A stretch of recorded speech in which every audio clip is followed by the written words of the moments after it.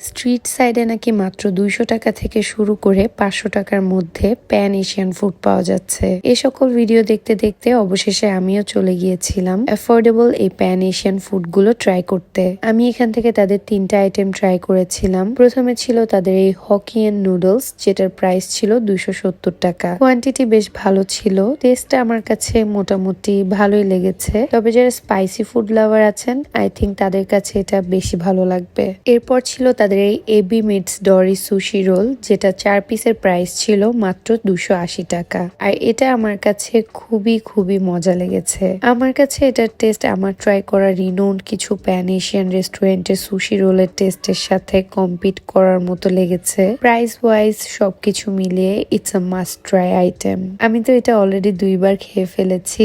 আমার কাছে এটা এতই মজা লেগেছে, and because it is affordable too. Lastly we tried their chili oil wonton, যেটা 5 পিসের প্রাইস ছিল 230 টাকা। আর এই আইটেমটা আমাদের কাছে ভালো লাগেনি, কারণ এটার ভিতরের ফিলিংটা খুবই সামান্য ছিল। এই টাইপের আইটেম গুলোতে ফিলিংটা যদি প্রপারলি না থাকে তাহলে স্বাদটা একদমই পাওয়া যায় না। সো ফ্রম মাই এক্সপিরিয়েন্স আমি বলবো দে শুড ইমপ্রুভ ইট। তো এই ছিল আমার ওভারঅল এক্সপিরিয়েন্স।